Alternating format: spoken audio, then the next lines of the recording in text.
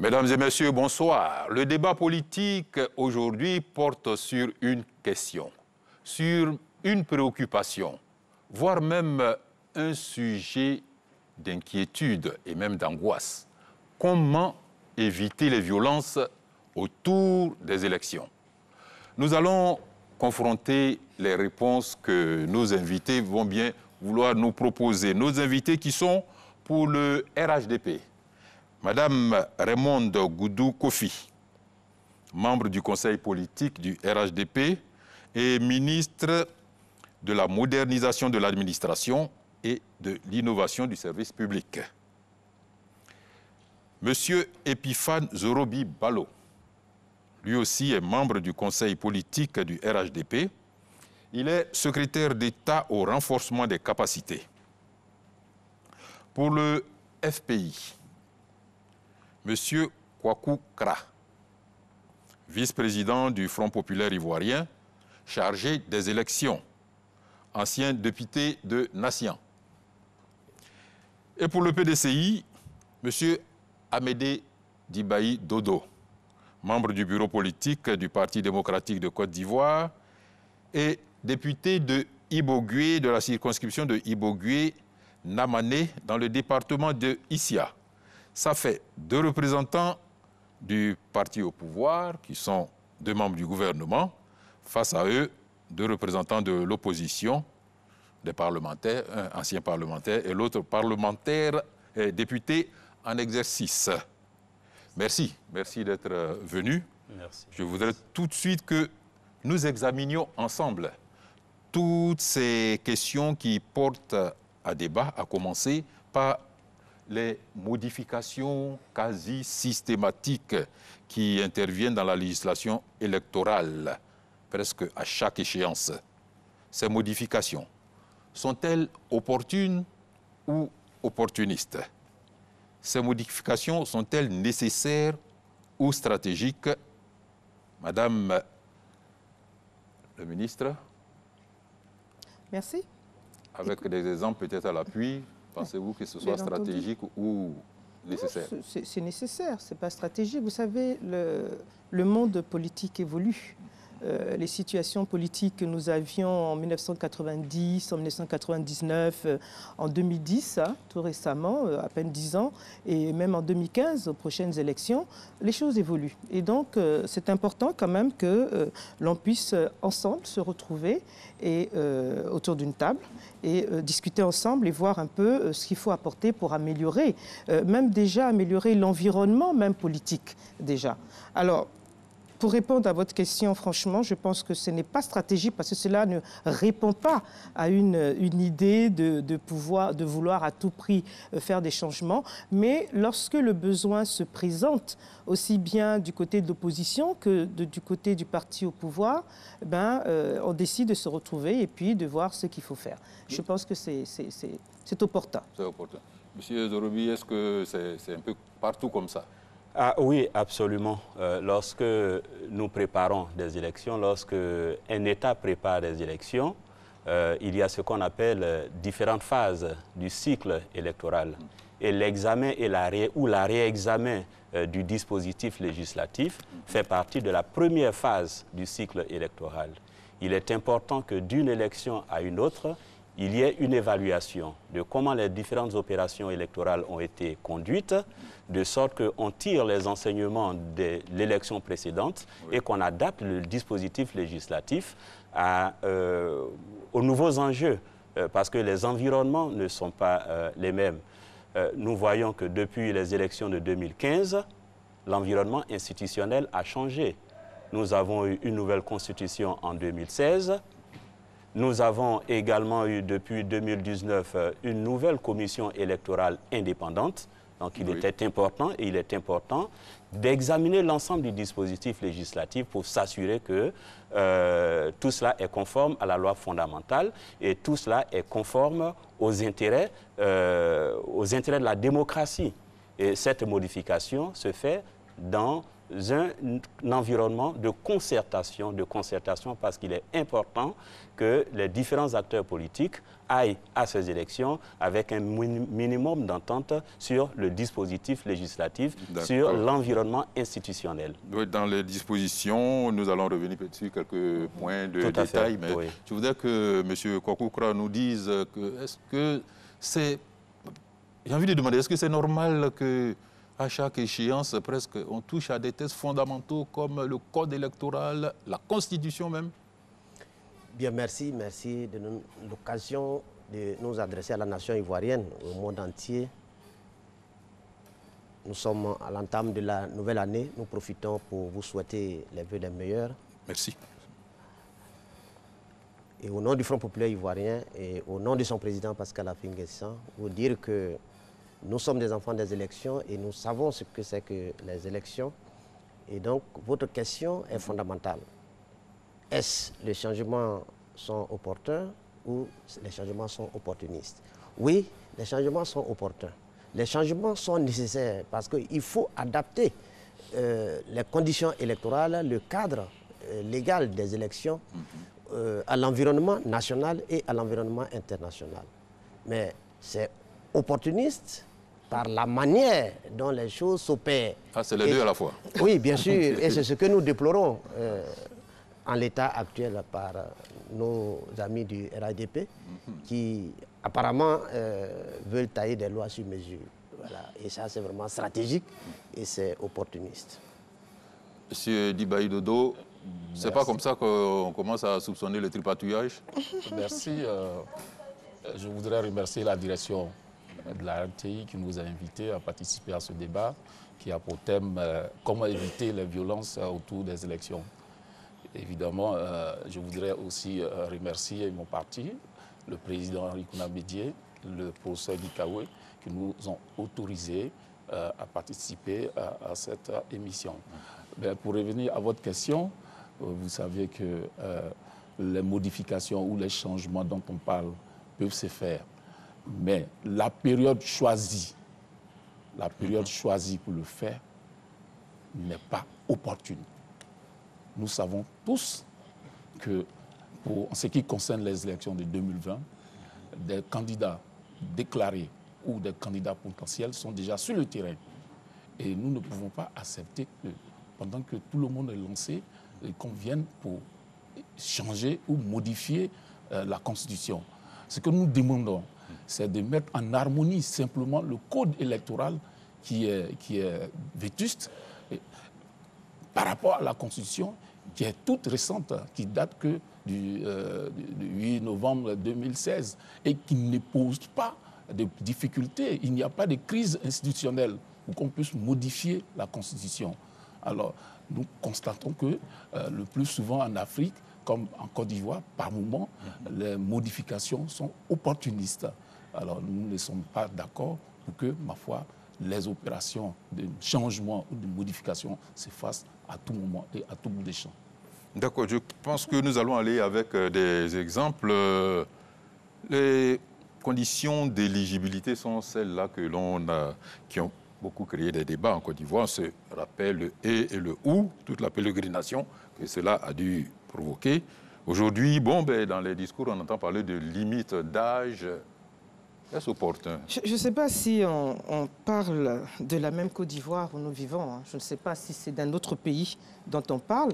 Mais permettez que je puisse juste répondre un tout petit peu à M. Kra. Nous sommes assis ensemble au dialogue politique. Nous participons au dialogue politique. Et les fameux tripatouillages dont il parle, je m'étonne. Ça veut donc dire qu'il serait comptable également de ces fameux tripatouillages, puisqu'il a participé au dialogue politique. Je suis membre également. Depuis, on s'est vu par rapport donc à la commission électorale indépendante. Il était présent. Nous sommes actuellement en train de travailler sur le code électoral. Le FPI, à travers M. Affi N'Guessan, est représenté par son vice-président ici. Donc je suis étonnée qu'on parle de tripatouillage. Mais enfin bon, je pense que les mots, on les utilise un peu parce qu'on a l'habitude de vouloir choquer. En fait, je pense que les Ivoiriens nous regardent. Les Ivoiriens ont vraiment besoin de de tranquillité. Les Ivoiriens ont vraiment besoin d'aller aux élections, à des élections apaisées. D'accord. Est-ce opportun de bouger la limite d'âge, par exemple? Mais qui vous a dit qu'il y a une limite d'âge? Dans la Constitution, je dis par exemple. Il n'y a pas de limite d'âge. Vous avez bien entendu le président de la République, je suppose qu'en tant que journaliste et puis en tant qu'homme politique ici, vous avez bien suivi le discours de son Excellence, Monsieur le Président du parti, le président Alassane Ouattara, dimanche, au Palais des Sports. Il a même dit, en rigolant, mais je pense qu'il le pensait réellement, que même les centenaires pourront se présenter. Alors, et qu'il ne serait pas centenaire de sitôt. Et voilà, bon, vous voyez, vous avez bien entendu. Alors donc, c'est pour vous dire que dans la Constitution, il n'y a pas de limite d'âge. Et cette Constitution, elle a été adoptée, n'est-ce pas, à une très large majorité. Donc, je ne peux pas comprendre aujourd'hui qu'on commence à nous parler de limite d'âge. Il n'y a pas de limite d'âge. Et puis d'ailleurs même, qui aujourd'hui sait quel sera le contenu de ce réaménagement technique dont a parlé le président du parti, le président Alassane Ouattara. Il a parlé simplement d'un aménagement technique. Il a dit de ne pas s'inquiéter. Les fondamentaux même de la Constitution ne seront pas touchés, c'est-à-dire les limites d'âge et autres. Donc, vraiment, il n'y a pas de... Tout le monde pourra se présenter. Le président l'a dit. Tous ceux qui souhaitent se présenter aux élections se présenteront aux élections. Donc, vraiment, je ne sais pas où se trouve actuellement la difficulté, si ce n'est cette envie en permanence d'alerter les populations sur ce qui n'est pas. Donc, je pense que vraiment, la Constitution, ce n'est pas encore le cas. Parlons actuellement, nous préparons les élections. Le sujet, le débat de ce jour, c'est bien, il s'agit bien du code électoral pour savoir, enfin, comment on peut arriver à avoir des élections apaisées. Donc, alors, évitons d'anticiper sur des choses qui ne sont pas encore, faites, qui ne sont pas écrites, qui ne sont pas annoncées. Mais en plus de ça, excusez-moi, Monsieur Bagnetti, mais je dis, quand le président du parti dit « n'ayez crainte, rien ne va se passer », je pense que c'est un discours apaisant. Donc, allons doucement, sereinement, et vous allez voir que tout va bien se passer. N'ayez crainte. D'accord. Oui, un complément. Je crois, oui, en tant qu'acteur politique, il faut faire attention aux termes que nous utilisons. Lorsqu'on parle de tripatouillage, c'est des expressions suffisamment graves. C'est des expressions suffisamment graves. Il ne faut pas faire de procès d'intention. Nous sommes là pour éclairer les Ivoiriens, pour informer les Ivoiriens. Et s'il y a des points précis sur lesquels il y a problème, on voudrait s'interroger, on peut en débattre. Chacun des points. Aujourd'hui, le dialogue politique a lieu sur la question du code électoral. À quel niveau se trouve le tripatouage? Lorsqu'on parle de tripatouage, c'est lorsqu'il y a des changements, des modifications qui se font de façon clandestine, mais il ne s'agit pas là. Toutes les questions sont portées dans le cadre du dialogue politique où le parti au pouvoir et l'opposition échangent. Et puis après cela, si cela nécessite des changements législatifs, la question des changements législatifs, la question sera portée au Parlement, où les députés à la fois du pouvoir et de l'opposition sont représentés. Et c'est à l'occasion des discussions que nous aurons que si changement il doit y avoir, il y aura des changements. Mais pour l'heure, c'est des échanges sur l'adaptation du code électoral au nouvel environnement économique, social et institutionnel suite à l'adoption de la nouvelle constitution, suite à la réforme de la commission électorale et bien d'autres questions que les membres du dialogue politique sur lesquelles les membres du dialogue politique sont en train de... J'arriverai à vous, mais est-ce que le découpage électoral n'est pas prévu dans les discussions actuelles? Non, mais vous savez bien que le découpage électoral, c'est la CEI qui est en charge, n'est-ce pas, de proposer au gouvernement le découpage électoral. Voilà, donc lorsque il en sera question, ce document arrivera donc sur la table du gouvernement. Le gouvernement donc statuera, le présentera en Conseil des ministres au président de la République qui l'adoptera s'il le souhaite. Mais pour le moment, nous avons parlé, n'est-ce pas, je peux sans vraiment donner le contenu du dialogue politique. Monsieur Kra, je le prends à témoin devant la nation ivoirienne.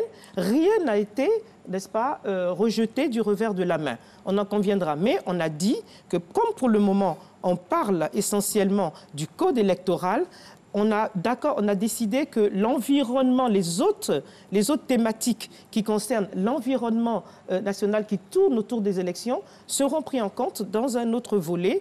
Voilà, donc il est témoin, rien n'a été rejeté. Donc je pense qu'aujourd'hui, faisons l'effort vraiment d'aller à l'apaisement. Vous validez, dans monsieur? je ne valide pas parce que nous sommes quand même des contemporains, nous sommes témoins de beaucoup d'actions. Et la Constitution dont on parle tout à l'heure, cette Constitution, vous savez que l'opposition n'a pas pris part au vote de cette Constitution.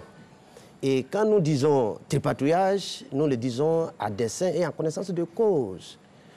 Effectivement, il y a des dialogues politiques qui se créent. Mais quel est le contenu réel de ces dialogues politiques? Quelle est l'issue? Quel est le résultat?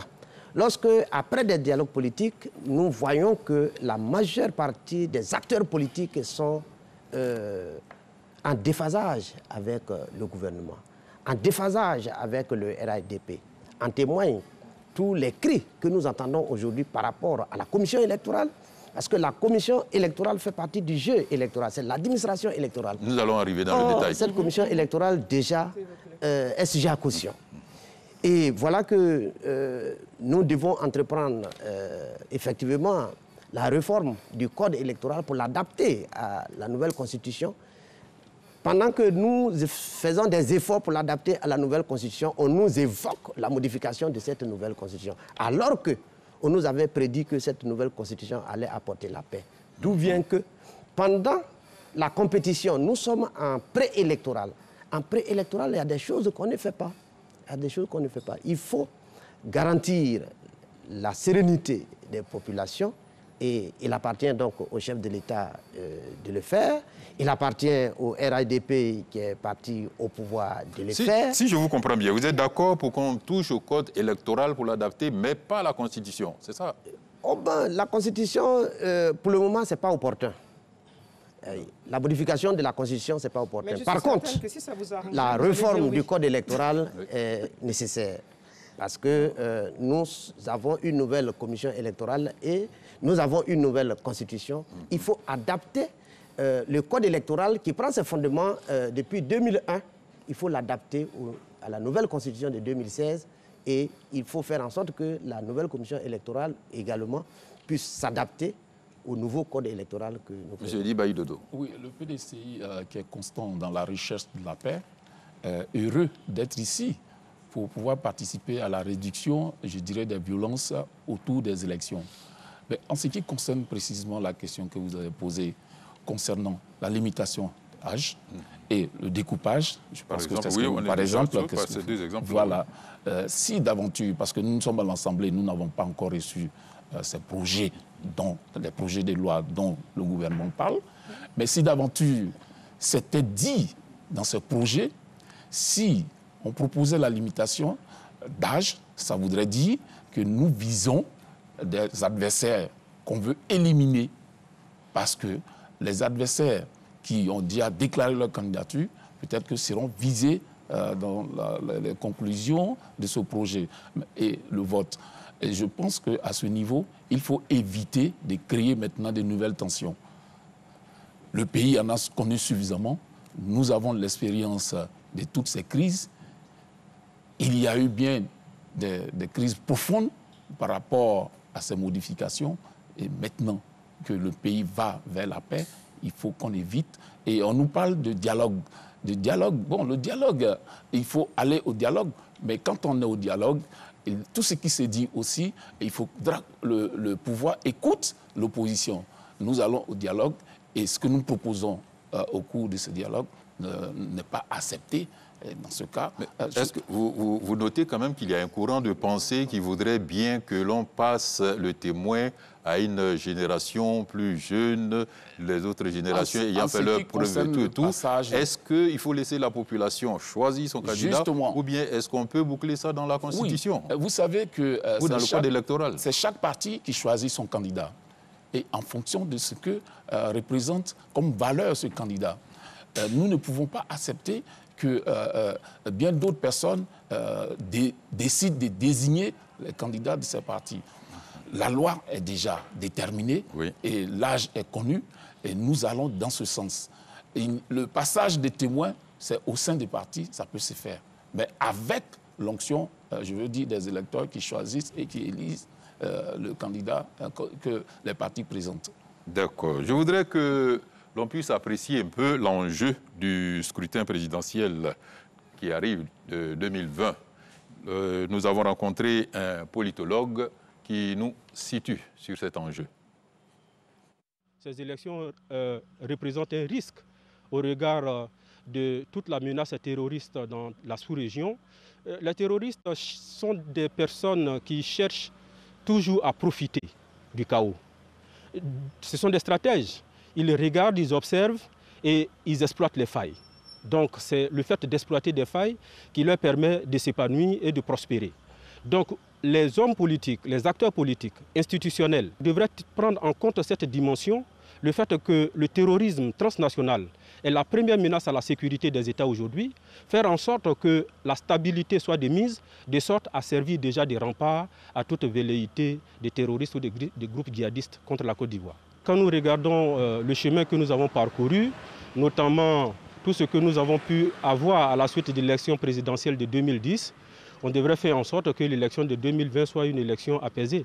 Elle devrait être cette élection qui permette véritablement de souder toutes les plaies, de tourner la page et d'orienter la Côte d'Ivoire vers une destinée de stabilité et de développement. Les partis politiques jouent gros. Ils jouent gros dans la mesure où il s'agit de leur relation à la masse, de leur relation à la population, de leur relation aux institutions. Et donc, ils devraient se comporter comme des acteurs responsables et mettre au devant l'intérêt général, penser à construire une Côte d'Ivoire où règne la paix et donc faire intervenir leur bonne volonté dans le cheminement de tout le processus électoral. Voilà. Madame le ministre, le cautionnement qui est en hausse. Nous sommes une chaîne de services publics, nous ne voulons pas être le relais de rumeurs. C'est pourquoi nous nous adressons à vous pour vraiment vérifier l'information. Les changements à venir envisagent-ils d'augmenter le cautionnement? Envisage-t-il de demander le parrainage par des élus? Écoutez, moi, avant de vous répondre, permettez, parce que juste avant l'élément, oui. Vous aviez passé la parole, donc je vais surtout rebondir sur l'intervention de M. Dodo Gwali. Alors, Dibaï Dodo. Pourquoi moi je l'appelle Gwali alors? Bon, excuse-moi. Hein. Monsieur Dibaï Dodo. Alors, vous savez, c'est ce genre d'analyse qui perturbe les populations. Pourquoi déjà mettre dans l'esprit des gens que on est pratiquement en campagne, qu'il y a des candidats déclarés qui sont potentiels ou qui sont déjà sur le terrain, mais la campagne n'est pas ouverte. Justement. Alors, je ne comprends pas. Alors, comment vous pouvez déjà mettre dans l'esprit des gens qu'on veut éliminer des personnes parce qu'elles auraient un certain âge? Un chat, c'est un chat. On est d'accord. Le président de la République, le président du parti, a bien précisé. Vous êtes fébrile. Depuis que le président a dit qu'il allait faire des réaménagements techniques, tout le monde est fébrile. Je ne sais pas pourquoi. Mais gardez votre sérénité. Il a dit, mais attendez, si maintenant, au moment de le faire, vous vous rendez compte qu'il n'a pas tenu parole, à ce moment-là, vous allez réagir. Mais vous préparez déjà insidieusement, n'est-ce pas, l'esprit de la population à ça. Et quand ça ne va pas arriver, qu'est-ce que vous allez faire? Vous allez avoir la honte? Non, écoutez, moi je pense sincèrement que vous parliez tout à l'heure comment éviter la violence. C'est comme ça que ça commence. C'est préparer l'esprit des gens, dès maintenant, à se dire que quand les élections vont arriver, alors préparez-vous à ce qu'il y ait la chienlit, préparez-vous à ce qu'il y ait l'hécatombe, préparez-vous à ce qu'il y ait l'apocalypse. C'est comme ça, c'est avec des propos comme ça qu'on arrive à la situation. Pour l'instant, on n'a pas entendu ça sur le plateau. Ah non, mais non, moi je dis non, le fait même de commencer à mettre le doute dans l'esprit des gens par rapport à une constitution, n'est-ce pas, qu'on n'a même pas encore, dont on n'a même pas encore apporté les aménagements techniques, je dis bien techniques, Mais on revient là-dessus, depuis qu'on est là, on revient là-dessus. Ce n'est pas nécessaire. Laissez tomber ça, et quand ça va arriver, vous aurez l'opportunité. Les âges, là, on a dit jusqu'à 100 ans. Donc jusqu'à 100 ans, là, vous pouvez venir. Ce n'est pas un problème. Voilà, mais c'est une grâce. C'est une grâce. Donc justement, les 100 ans iront aux élections. Donc ça ne peut pas être un handicap. Le cautionnement et les parrainages dont on a entendu parler, si vous voulez vous prononcer. Je voudrais donc réagir là-dessus. Avant de réagir, je suis très heureux de savoir qu'ici, il y a un consensus sur la nécessaire réforme législative pour adapter nos textes à l'environnement juridique, surtout la Constitution, mais également le Code électoral. Non. Il est nécessaire, nous sommes d'accord. Nous sommes pour le Code électoral. Le Code électoral, d'accord. Il y a un consensus sur le Code électoral parce que c'est l'élément qui fait l'objet de dialogue politique.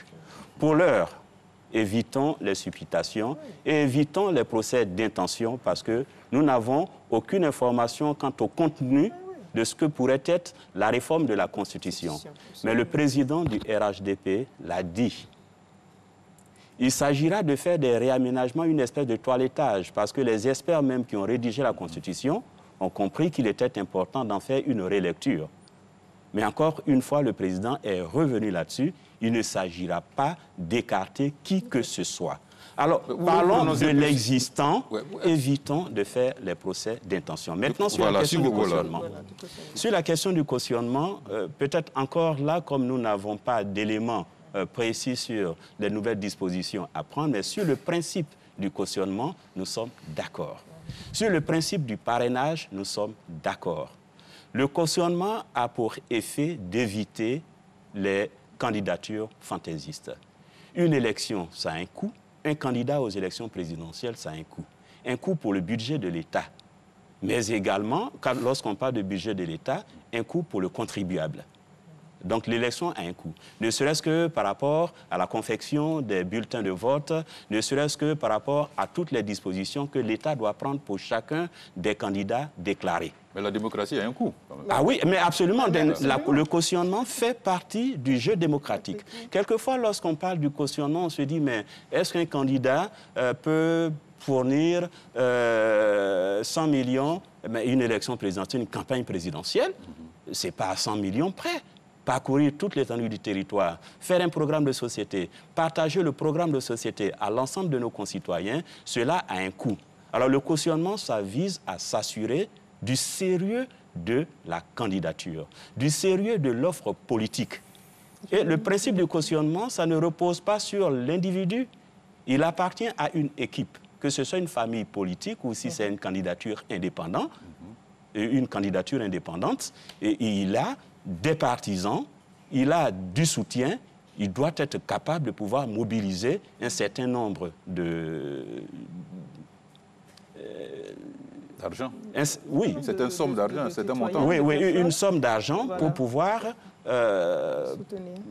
qui peuvent le soutenir. Voilà, qui peuvent le soutenir. Et donc, le cautionnement a pour but d'éviter les candidatures fantaisistes. Il en est de même pour le parrainage. Donc, dans son principe, le cautionnement et le parrainage ne sont pas du tout antidémocratiques. Elles participent du jeu démocratique. Je viendrai à vous. Pour renforcer un peu ce que vient de dire le secrétaire d'État, le ministre, donc, la question du cautionnement date de 1990, les 20 millions en question. Mais vous vous rendez compte déjà à l'époque ce que représentait 20 millions en 1990 ? C'était 18 millions juste avant et puis ça a été arrondi à 20 millions. Voilà, par le... donc déjà en 90, 20 millions, ça représentait quand même une certaine somme. Aujourd'hui, nous sommes en 2020 et on demande peut-être à partir de 100 millions. Rien n'a encore été arrêté, des propositions ont été faites, disons à partir de 100 millions. Mais comme le disait tout à l'heure le ministre, écoutez, si vous voulez vous présenter à des élections à la magistrature suprême de votre pays, cela suppose que vous n'arrivez pas, j'allais dire, seul comme ça, et que vous avez des gens qui vous soutiennent, mais que ce ne sont pas seulement des gens au niveau local. Ce qui veut dire que si vous voulez avoir les 100 millions, ça veut donc dire que vous avez des gens qui doivent même se présenter pour payer votre caution. Et je me souviens que lors de l'élection du président Alassane Ouattara, c'est une de nos amies du PDCI qui a apporté les 20 millions au président Alassane Ouattara comme caution. Donc je veux dire qu'il y a des gens qui sont là, qui vous admirent, qui vous apprécient, et à ce moment-là, ils décident. Donc les 100 millions, et puis n'oubliez pas, le cautionnement de 100 millions, n'oubliez pas hein, qu'il va être remboursé, n'est-ce pas? Les 100 millions vont être à hauteur, n'est-ce pas, du montant qui va être décidé au dialogue politique. Donc c'est aussi un débat qui a été posé sur la table. Donc je veux dire qu'il n'y a pas d'inquiétude à avoir. Donc pourquoi est-ce qu'on ne veut pas aller aujourd'hui à 100, 150, 250 millions? Pourquoi pas? Si on veut être président de la République de la Côte d'Ivoire, là où la Côte d'Ivoire est arrivée aujourd'hui, je pense que vraiment, un président de la République, 100 millions, c'est pas cher payé. Oh, mon ami Adama Daïko n'aurait pas pu, ne pourrait pas se présenter. C'est pour ça que ça s'est passé comme ça. Oui, allez-y. Je vais réagir rapidement par rapport au cautionnement. Et puis on avance, hein, et puis nous avancer sur le... par rapport au cautionnement, d'accord. Voilà, le gouvernement a suffisamment de moyens pour organiser les élections. Ce n'est pas un critère de sélection, je dirais, des candidats. On doit voir la compétence, le programme de société et bien d'autres valeurs que ces candidats représentent. Alors, à ce rythme, ça sera la bourgeoisie qui va diriger les nations. Je pense à ce niveau que pour les États africains, nous n'avons pas besoin de donner des cautions aussi exorbitantes. Et pour que donc, aucun montant n'est encore fixé. Oui, justement, elle parle de 100 millions, 200 millions, 250 millions, pas du tout. Non, nous ne pouvons pas. Mais je pense qu'en Afrique, nous avons besoin des bons dirigeants et des bons programmes. Nous n'avons pas besoin des bourgeois et qui peut-être ne vont pas aller dans le sens de la population. D'accord. Voilà ce que je pourrais vous dire. Monsieur L'État doit financer, c'est son droit, mon les ami élections, du PDCI, et non pas les candidats. Je pense que nous avons les mêmes avis sur la question du cautionnement. Le cautionnement, pour revenir simplement à l'historique du cautionnement, c'était pour exclure des candidatures en 1990. Lorsque le président Houphouët, à l'époque, pensait que l'opposition ne pouvait pas mobiliser 20 millions. Et ils ont mis la barre à 20 millions. Aujourd'hui, le pouvoir RHDP veut exclure des candidatures comme ça avait été en 1990 pour exclure des candidatures qu'ils estiment, pour prêter leurs mots fantaisistes. Non, la crédibilité d'un candidat ne dépend pas de sa poche. Ça dépend de sa tête et de sa relation avec la population. C'est pour cela que nous pensons que, d'ailleurs, le cautionnement tel que institué est contre la Constitution, est anticonstitutionnel. L'article 4 de la Constitution est clair. Je suis en face d'un juriste, il sait bien. Tous les Ivoiriens naissent et demeurent libres et égaux en droit. Nul ne peut être privilégié ou discriminé en raison de sa race, de son ethnie. Je continue. De sa fortune, de sa différence de culture ou de langue, de sa situation sociale ou de son état physique ou mental. Ça veut dire que quand on demande la poche ou l'argent la fortune, citoyens, comme le dit le texte. La fortune, ce n'est pas nécessaire. Ce qui est nécessaire et qui peut garantir la démocratie, c'est le parrainage. Et ce parrainage, ce n'est pas le parrainage des élus. Voilà. Parce qu'on sait comment voilà, sur le les parrainage. élus... Oui, comment les élus et quelle est leur légitimité dans leurs différentes bases. Donc, le pouvoir appartient au peuple. Le peuple est souverain. Donc, le parrainage citoyen. Il faut aller dans les citoyens, il faut aller dans les électeurs pour mobiliser des électeurs afin de garantir ta crédibilité en tant que candidat. Ne pas se limiter seulement aux élus. C'est ce que vous voulez dire? Non, même pas se limiter, ne même pas faire cas des élus. Il faut aller directement dans les électeurs. Et ce sont les électeurs qui peuvent garantir la légitimité d'un candidat. Et non les élus, et on sait comment en Afrique les élus se comportent très souvent. Je suis un ancien élu, mais nous avons vu un peu comment les choses se passent. Vous êtes des élus, hein? Oui, lui aussi c'est un élu. Vous savez de quoi parler. Voilà. Bon, et je crois que dans le dialogue politique, il y a beaucoup de questions qui sont évoquées. Donc je pense qu'il faut sortir de cette logique ancienne du cautionnement pour revenir à la logique du parrainage citoyen, parce que c'est le citoyen qu'il faut viser et c'est l'électeur qu'il faut viser. Et c'est pour cela que le Front populaire ivoirien a proposé à toute la nation, à tous les partis politiques et au pouvoir, en tout cas le parrainage citoyen, et nous espérons que ce parrainage va être accepté. Oui. D'accord, juste rapidement, maintenant, des détours de table. Oui, rapidement, effectivement, concernant la discrimination, je pense que, comme mon collègue l'a dit, vraiment, elle est contraire à la Constitution. Il ne faut pas exclure. En réalité, le parrainage peut se faire. Mais pour le découpage que nous connaissons en Côte d'Ivoire, le plus souvent en Afrique, bien avant les élections, les partis au pouvoir font un découpage factice en quelque sorte, le découpage fait que d'avance, ils ont déjà une majorité d'élus au niveau, oui, d'élus. D'éligibles, quoi. D'élus. Oui, après, tout juste après les élections, on constate qu'il y a des zones ici, en Côte d'Ivoire, où il y a déjà 30 députés qui sont déjà, si vous voulez, on sait déjà qu'ils seront élus avant même qu'on aille aux élections. Alors, si nous nous basons sur cela, et il y a des circonscriptions qui n'ont pas, je veux dire, la même densité, je veux dire, la population, la superficie et le nombre de localités, et nous ne pouvons pas nous baser sur des élus pour pouvoir faire le parrainage. Comme il a dit, nous pouvons faire le parrainage citoyen et non pas baser le parrainage sur les élus. D'accord, juste dernier tour de table, il y a eu oui, je pense qu'il ne faut pas se hasarder à donner des définitions sur des notions qu'on ne maîtrise pas. Lorsque vous parlez de discrimination. La discrimination, il y a discrimination lorsque des personnes sont dans une même condition et sont traitées différemment. Je donne l'exemple. On demande à chacun des candidats de payer 20 millions. Vous apportez 20 millions, j'apporte 20 millions, Madame le ministre apporte 20 millions. Il y a discrimination lorsque nous sommes tous à ces 20 millions et que Madame le ministre est exclue. Voilà. C'est là qu'il y a discrimination. Ouais.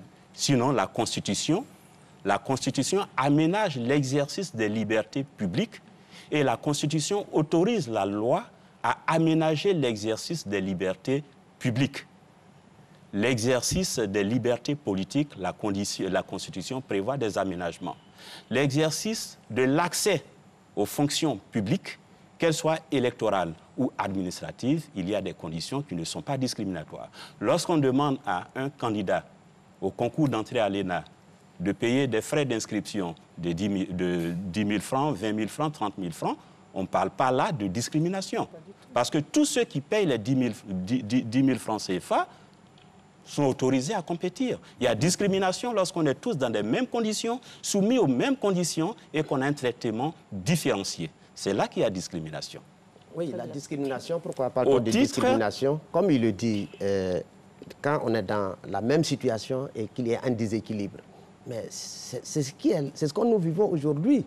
Eux, ils profitent de leur accès au pouvoir d'État pour penser que, comme ils ont des mannes financières aujourd'hui, une marge financière, alors il faut des cautionnements exorbitants. Il faut même des cautionnements. Non, mais autant demander à l'État, il faut mettre tout le monde sur le même pied d'égalité. Et ce qui peut mettre tout le monde sur le même pied d'égalité, c'est le parrainage citoyen. Autant demander à tout le monde, à l'État, pour éviter ce que votre interprétation de la discrimination, autant demander à l'État de financer la campagne électorale de tous les candidats, de tout le monde.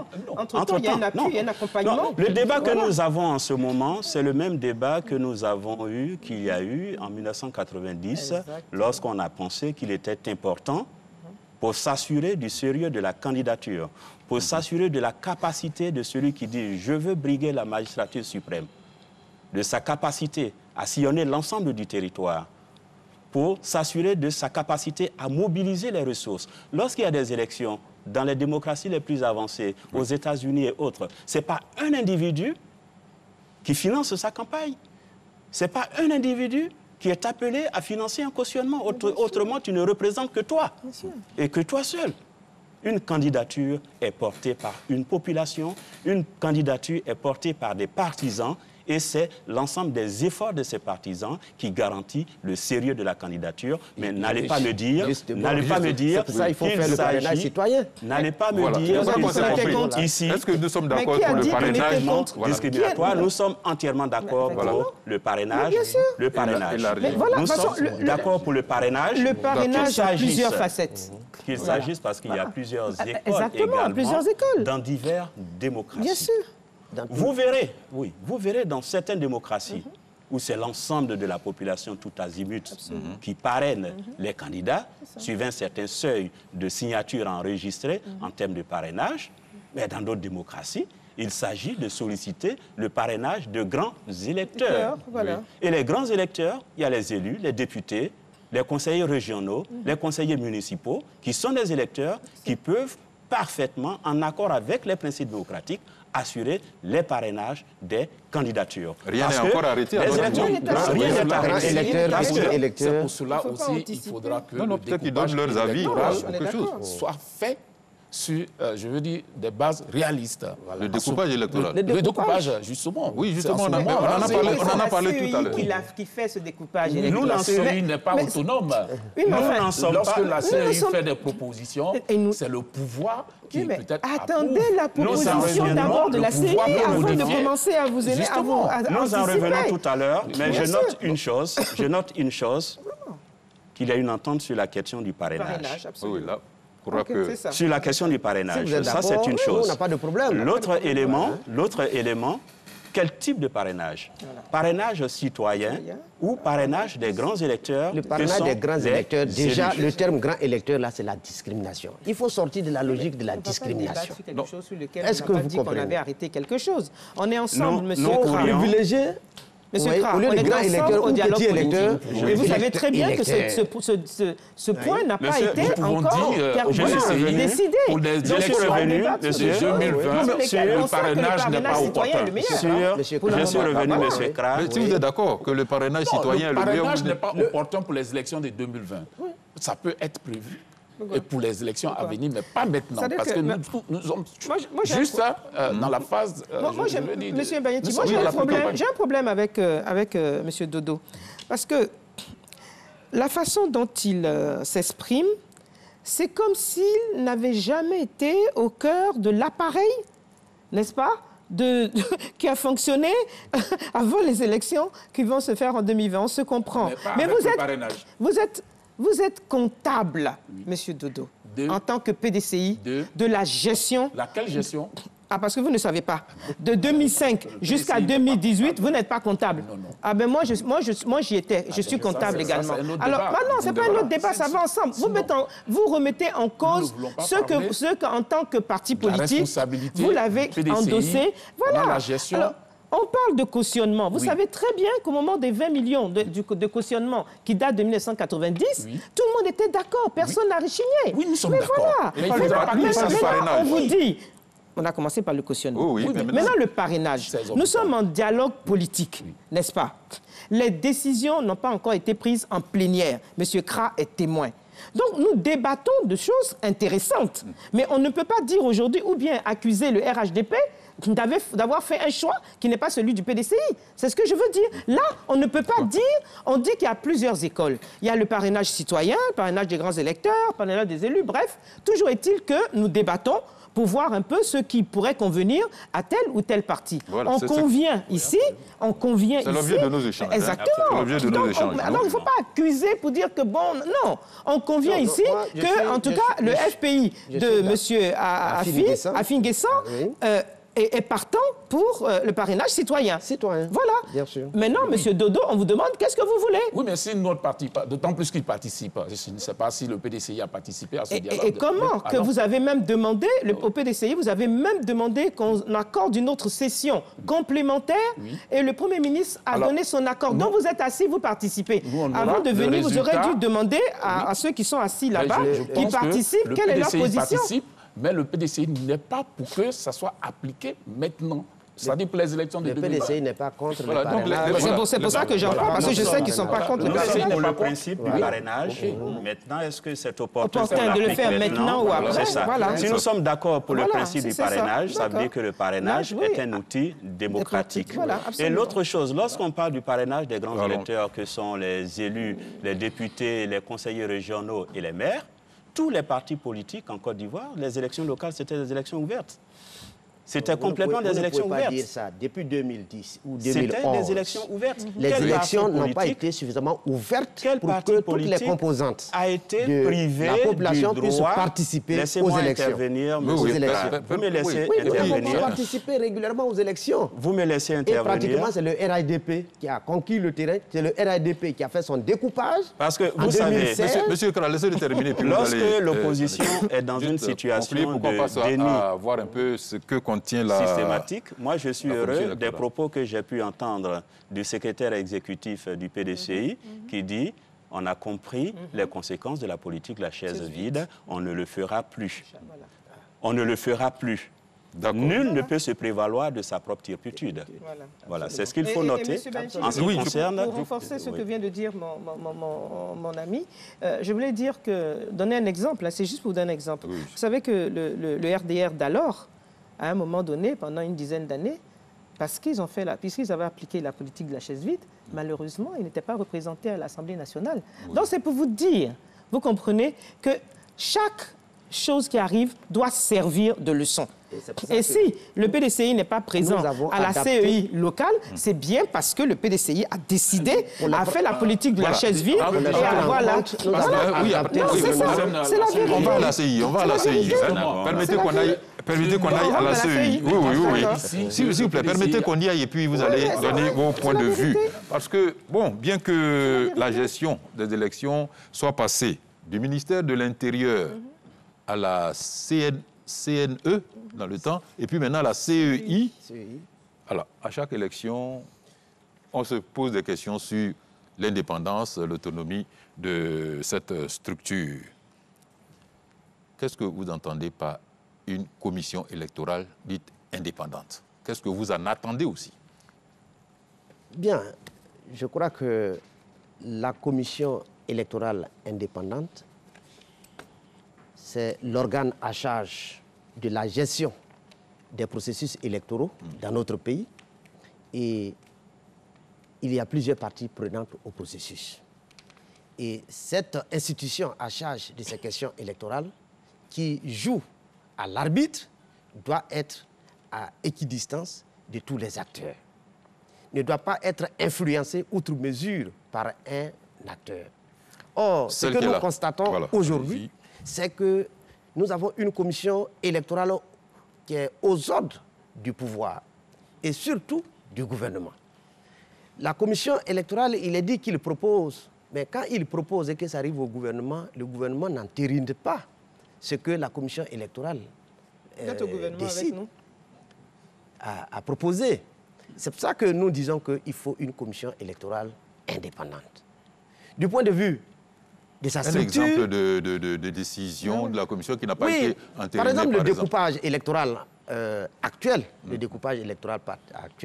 lorsque la commission électorale, parce que nous sommes partie prenante de la commission électorale qui vient de passer, a fait sa proposition au gouvernement et que c'est arrivé à la table du gouvernement, ils ont changé les données. Ils ont changé les données. Même le code électoral que la commission électorale avait proposé sur une question, l'article 9, lorsque il a été question d'éviter que les gens fassent du convoyage des électeurs, bon, quand c'est arrivé, ils ont pratiquement dénaturé la proposition de la commission électorale, et surtout au niveau du découpage. Donc ça veut dire que tout ce que la commission électorale propose n'est pas entériné. Or, le gouvernement devrait être également lié aux décisions. C'est ça que nous avons proposé, la compétence liée. Voilà, une proposition conforme à ce que la commission électorale demande. Je voudrais faire une précision par rapport à la participation du PDCI au moment de discussion sur la composition de la CEI. Vous savez que le PDCI a demandé les thèmes de référence sur lesquels on peut se baser pour aller à la discussion. Pendant qu'ils ont prévu remettre cela au PDCI, ils ont continué et le PDCI n'a pas reçu. Et finalement, le PDCI a demandé à les recevoir à temps et ça n'a pas été fait. Mais pour revenir sur l'indépendance de la CEI, c'est un organe qui organise les élections. Alors, les autres candidats ne peuvent pas être, je dirais, frustrés. En ce moment, la CEI actuelle n'est pas indépendante. Voyez-vous, elle est composée de 15 membres. Il y a un représentant du président de la République, un représentant du ministre de l'Administration, et ceux-là, ce sont déjà les membres du RHDP. Il y a un magistrat proposé par le Conseil supérieur de la magistrature, contrôlé par le RHDP. Il y a un avocat proposé par le barreau. On peut dire c'est une certaine... Il y a une personnalité proposée par le Conseil national des droits, contrôlée par le RHDP. Il y a 3, je dirais, personnalités proposées par le RHDP. Et je pense que les 4 personnalités proposées par la société civile, bon, peut-être qu'à ce niveau, il peut y avoir une certaine... Alors, quand on fait le décompte, le RHDP se retrouve à près de 9, on peut dire, parce que tous ceux-là sont des représentants, en quelque sorte, des personnalités du RHDP qui les désignent. Et avec le système de tabouret, comprenez-moi ce qui peut se passer. Alors, en réalité, l'opposition n'a que 3 sièges dans la composition centrale. Les décisions qui vont être prises vont être influencées par ce grand nombre. Les commissions locales. Et c'est pour cela, au niveau même des commissions locales, sur les 500, je dirais, 49 CEI locales, l'opposition représentée par le FPI n'a que, je crois, 20 CEI locales. Voyez-vous déjà que, dans ce cas précis, les élections de 2020 seront organisées par le RHDP, pour le RHDP. D'accord, je vais vous donner l'occasion de répondre, mais les commissions locales sont présidées à 97% par le RHDP. 96,53%. Oui, 97% arrondi. Bon, si on prend votre chiffre 96, c'est que 3% qui reviennent à l'opposition. D'accord, donc question de principe au PDCI. Est-ce que cette CEI-là est plus indépendante que celle qui était en vigueur en 2010 ? Oui, mais je peux dire... Vous ne l'avez pas contesté. Bon, je pense que celle-là n'est même pas consensuelle. Elle n'est pas consensuelle. D'autant plus que celle de 2010 ou avant de 2010 a été discutée et toutes les parties prenantes ont accepté. Et celle-là n'est pas consensuelle et elle est déséquilibrée. C'est ce que nous décrions au sein du PDC. Je voudrais réagir là-dessus parce que j'ai du mal à comprendre la logique de l'opposition. Et c'est ce qu'on appelle de l'opportunisme en politique. Parce que ce qui était bien hier et qui a connu une évolution significative, aujourd'hui, on refuse de regarder la réalité en face. Lorsqu'on parle de l'indépendance des commissions électorales, il y a des normes, il y a des standards internationaux. Nous sommes tous d'accord. C'est la Charte de l'Union africaine, c'est le protocole additionnel de la CEDEAO qui impose d'instaurer aux États membres d'instaurer des commissions électorales, soit indépendantes ou des organes neutres en charge de l'organisation des élections. En 2010, tous les partis politiques, dans une espèce de surreprésentation des partis politiques, ont accepté d'aller aux élections avec une commission où les partis politiques étaient surreprésentés. Après les élections de 2010, c'est la société civile qui a crié au déséquilibre. Déséquilibre par rapport à la faible représentation de la société civile, parce que les éléments de la société civile estimaient qu'une surreprésentation du politique était déséquilibrée. C'est sur cette base que la Commission africaine des droits, la Cour africaine des droits de l'homme et des peuples a été saisie. Après, la Côte d'Ivoire a adapté le dispositif institutionnel aux recommandations de la Cour africaine des droits de l'homme et des peuples. Aujourd'hui, nous avons une commission électorale indépendante où il y a 3 représentants des partis en termes de représentation politique. Il y a 3 représentants du pouvoir, 3 représentants de l'opposition. Vous savez, c'est même très avantageux. Dans certains systèmes, les représentants du pouvoir ou de l'opposition, les représentants des partis politiques, sont choisis au prorata, sont proportionnels à leur nombre d'élus à l'Assemblée nationale, à leur nombre de députés. Ici, on n'en a pas tenu compte. C'est 3 et 3. Et au niveau de la société civile, nous avons 6 représentants. 6 représentants de la société civile. D'accord. Bon, ça, merci pour... Mais je vais résumer. Alors, moi, je voudrais juste demander si nous avons, la même lecture, si c'est le même texte que nous partageons concernant la composition de la commission. Non, mais c'est un texte qui est passé à l'Assemblée nationale. Non, vous ne voyez pas ce que je veux dire. Vous ne voyez pas ce que je veux dire. Vous tirez profit. Je demande si nous avons le même texte, le même projet de loi qui est passé à l'Assemblée nationale. Moi, c'est de ça dont je parle. Si c'est ce même texte-là qui est publié partout, je lis une personne, pas représentante du président de la République, proposée par le président de la République. Lisez bien vos textes. Une personne proposée par le ministère en charge de l'administration du territoire. On dit bien proposée, ce qui veut dire que si le président de la République décide lui-même de proposer une personne qui peut être une personne de la société civile, il a le droit. On n'a pas dit le représentant du président de la République, on dit proposé par le président de la République. Alors, c'est tout. C'est par rapport au calcul que venait de faire M. Dodo sous prétexte que c'était inégal. Vous savez, la Cour africaine des droits de l'homme, lorsque la PDH, il faut le dire, est allée porter plainte, en fait, en disant que l'ancienne commission centrale était déséquilibrée, n'est-ce pas? Et qu'il fallait juste apporter un équilibre et tout. OK. Nous sommes assis autour d'une table, et nous avons décidé ensemble avec la société civile de ce qui serait le mieux pour cette CEI. Nous sommes sortis de là avec un consensus. La preuve, laissez-moi parler, j'étais présente, vous aussi. La preuve, mais c'est ce que j'ai dit, j'arrive. La preuve, certains n'ont pas souhaité qu'il y ait des religieux, n'est-ce pas, au sein de cette commission électorale. Ils n'ont pas souhaité également qu'il y ait une représentation des... Il y avait les religieux, et puis, voilà, les religieux. On a simplement décidé ensemble que dans ce cas-là, qu'il soit un recours après. Donc, ils sont sortis de là. Mais vous avez eu la réponse après. Lorsque un des partis s'est opposé, il a encore fait un recours auprès de la Cour africaine des droits de l'homme. Et vous connaissez très bien le contenu, vous savez très bien le contenu qui a été donné. Que la composition actuelle convenait à l'équilibre, n'est-ce pas, que la Cour africaine des droits de l'homme proposait. Donc, je suis désolé, d'ailleurs c'est vous qui avez écrit. Voilà, et donc vous avez eu la réponse qu'il fallait. Et la réponse est venue. C'est juste pour la forme, et le fond n'est pas encore évacué. Quelle forme? Oui. Ah, ben je ne sais pas vraiment. Je ne comprends pas vraiment ce que vous voulez. S'il vous plaît, monsieur.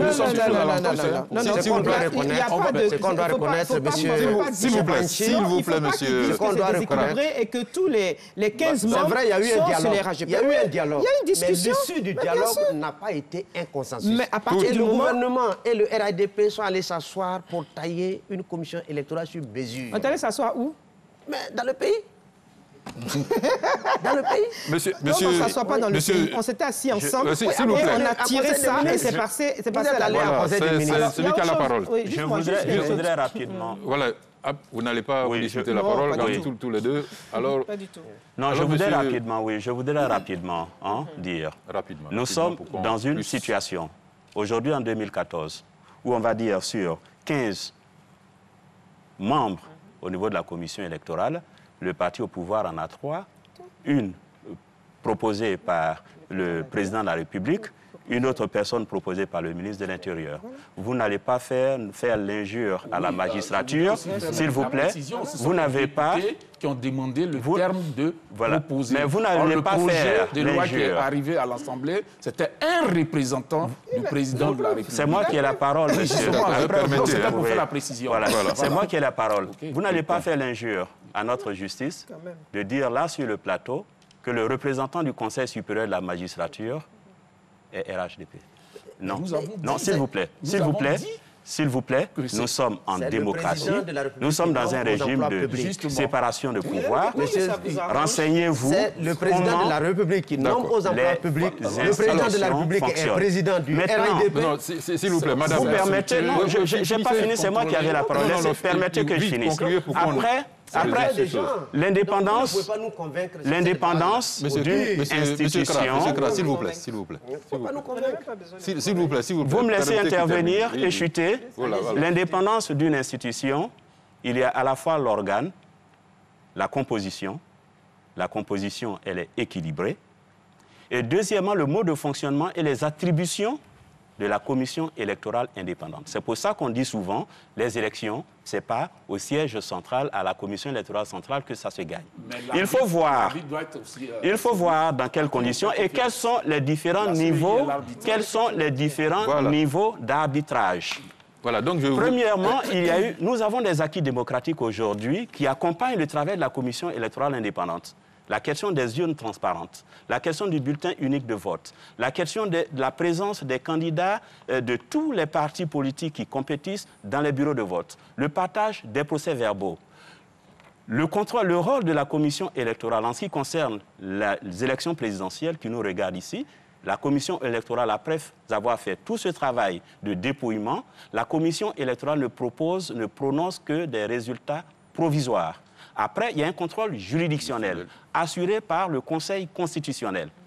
Voilà tous ces mécanismes. C'est au regard de tous ces mécanismes qu'on peut apprécier de l'indépendance et de la transparence d'un processus. Et nous pouvons le dire, ce processus, il est entièrement Une question pour toutes, pour boucler ce chapitre, madame. Voilà, s'il vous plaît. Juste la question, et puis dans la foulée, vous répondez. Non, ça fait partie de la CEL. Tout à l'heure, il a dit que nous avons... Les locales. Oui, les locales. Oui. C'est une question qui a été soulevée. Nous avons une commission électorale déséquilibrée. Nous avons une commission électorale qui n'est pas aux normes, inadaptée. Tout ce que vous pouvez ça, vous l'avez dit. Oui, mais vous bien l'avez sûr. dit. Donc, nous allons vous résumer. Il a fait tous ces développements. D'accord avec vous. Pour démontrer que c'est une bonne une commission électorale qui n'est pas autonome au plan administratif, puisqu'ils ont parlé de compétences liées. Une commission électorale qui n'est pas autonome au plan financier. Une commission électorale qui n'est pas indépendante au plan même de sa sécurité. Alors, comme on se demande qu'est-ce qu'il faut entendre par une commission électorale indépendante, est-ce un processus sur lequel nous tendons ou bien... Vous savez, je me rends compte qu'au fil des années, il y a des partis qui refusent vraiment d'avancer et d'évoluer. Tout à l'heure, M. Kra disait quelque chose qui était stupéfiant parce que j'avais l'impression de voir M. Afi à la télé lorsqu'il disait qu'on avait à la limite encore déséquilibré la commission nationale locale puisque c'était la mise en place de toutes les commissions locales, régionales, départementales, communales, sous-préfectorales. Mais c'était un vote, monsieur. Mais si on est à nous, nous, le RHDP, on est surtout présent sur tout le territoire ivoirien. Attendez, c'est moi qui parle. Laissez-moi parler. Vous avez dit, je ne vous ai pas interrompu, ne serait-ce que par... J'aurais pu le faire. Hein. Alors, mais quand on va faire le vote, et qu'il y a un président qui est proposé par le préfet de région, une personne, et que le vote est proposé et fait, le vote passe, et que vous avez perdu, et que sur 80, je crois que j'avais noté, 96,53%, c'est le RHDP qui a pu avoir des présidents, n'est-ce pas, et des vice-présidents de conseil, laissez-moi parler, de conseil national local, n'est-ce pas, et que vous n'avez que 3%, mais il faut vous en prendre à vous-même. Donc je ne sais pas pourquoi vous voulez accuser le RHDP. Non, chacun a son tour. Non, Oui. pourquoi est-ce que vous voulez accuser le RHDP d'avoir une majorité dans les... Monsieur Kra, c'est la CEI qui a mis le mode opératoire en place. C'est la CEI, ce n'est pas le RHDP, je suis désolé. C'est la CEI qui a mis le mode opératoire en place. Avec le gouvernement, nous avons un document ici qui a été signé par le gouvernement avant la mise en place des commissions locales qui devraient avoir une discussion sur les modalités de mise en œuvre. Mais on a respecté exactement, on a respecté, je suis désolé, mais c'est normal. Non, c'est normal que vous dites ça. Non, c'est normal qu'ils disent ça. C'est normal qu'ils disent ça parce qu'ils ont une faible représentation parce qu'ils ne sont pas sur tout le territoire. C'est pour ça qu'ils se plaignent. Nous, on est présents sur tout le territoire ivoirien. C'est pour ça qu'on a eu 95,4%. Du FPI, quand même. Ok, monsieur... Ça, c'est vous qui apprécierez. Moi, je ne peux pas apprécier. Le PDCI, qui est un parti de l'opposition, je dirais significative, ne figure pas dans cette composition. vous parce comprenez pas déjà... Là, au moment où... Ce n'est pas parce qu'on n'était pas là, c'est parce que les conditions n'étaient pas réunies. Vous savez, un parti qui a 67 députés et bien d'autres élus, 40 maires, 6 conseils régionaux, c'est un parti qui est représentatif. Alors, quand ce parti n'est pas dans cette composition, il faut s'en inquiéter. Mais ils sont fiers de dire qu'ils ont 97% des CEL, c'est ça. CEL, en réalité, qu'est-ce que ça représente? Ça ne représente pas grand-chose. D'autant plus que si ces partis qui représentent, je dirais, le FPI, je dirais, entre guillemets, version Gbagbo, et le PDCI sont ensemble, ces 97% dont ils parlent n'allaient pas exister. Alors c'est parce que ces deux partis sont exclus qu'ils parlent. Quel parti mais ça, oui, justement, le PDCI. Donc le PDCI et l'FPI, vous étiez... Monsieur était là? Non. Le FPI version Gbagbo? Mais il fallait y être. Qui vous a empêché? Personne ne vous a mis le couteau sous la gorge. Parce Désolé. que les conditions n'étaient pas remplies pour qu'on puisse participer aux discussions. Maintenant, les conditions sont remplies où ils participent au dialogue du code électoral, là?